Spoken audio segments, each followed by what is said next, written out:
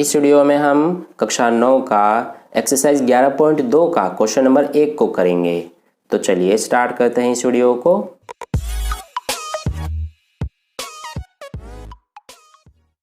तो देखिए dear students, question number 1 में हमसे क्या कहा गया है कि एक त्रिभुज ABC की रचना कीजिए जिसमें BC 7 सेंटीमीटर, कोण B 75 डिग्री और AB प्लस AC 13 सेंटीमीटर हो।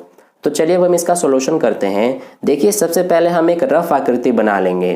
तो यहाँ पर हम रफ आकृति बना लेते हैं। हमसे कहा गया है कि एक ऐसे त्रिभुज की रचना कीजिए जिसका नाम ABC हो तथा उसमें जो BC है वो 7 सेंटीमीटर हो। तो मान लीजिए ये हमारा BC है जो कि 7 सेंटीमीटर का है, ठीक है। इसके अलावा इसमें जो कोण B है वो 75 डिग्री का होना चाहिए और इसमें जो AB और AC है यानी कि AB ये वाली भुजा और AC ये वाली भुजा, दोनों का योग 13 सेंटीमीटर का होना चाहिए, ठीक है।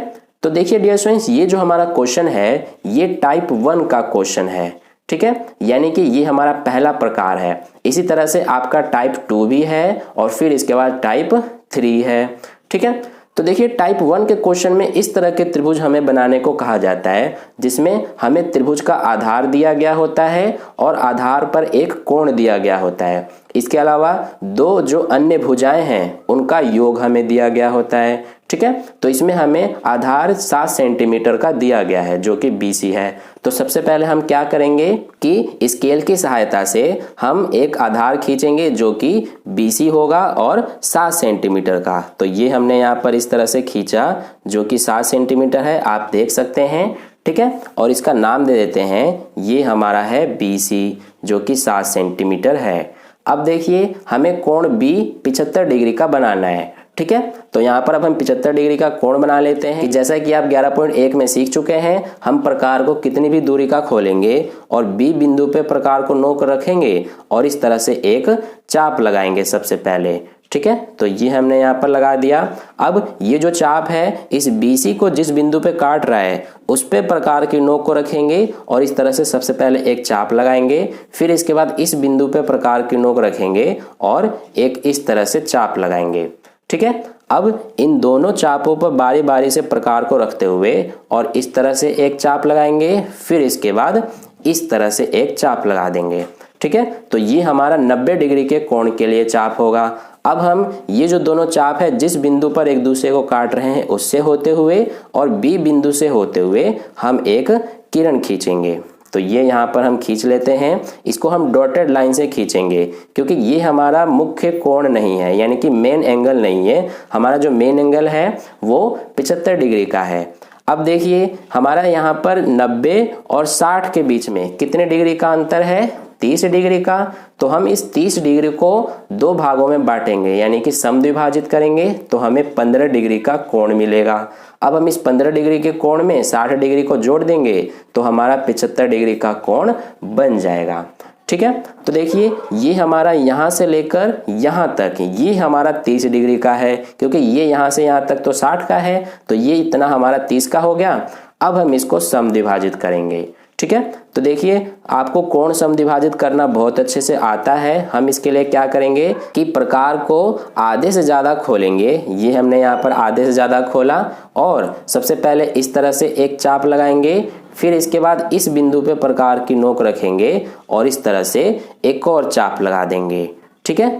अब ये दोनों जो चाप हैं जिस बिंदु पर एक दूसरे को काट रहे हैं इससे होते हुए और B बिंदु से होते हुए हम एक किरण खींचेंगे। तो ये यहाँ पर हम इस तरह से खींच लेते हैं, आप देख सकते हैं ये हम यहाँ पर इस तरह से खींचेंगे, ठीक है। अब इसका हम नाम दे देते हैं यहाँ पर, ये हमारा हो जाएगा P, ठीक है। अब देखिए ये जो हमने इतना बड़ा ये किरण खींचा है इसका कारण ये है कि हमारा इसमें दो भुजाओं का जो योग है वो 13 सेंटीमीटर है। तो सबसे पहले हम क्या करेंगे कि 13 सेंटीमीटर का इस तरह से खींचेंगे। ये हम बड़ा भी खींच सकते हैं। इसके बाद हम 13 सेंटीमीटर का इस पर काटेंगे, ठीक है।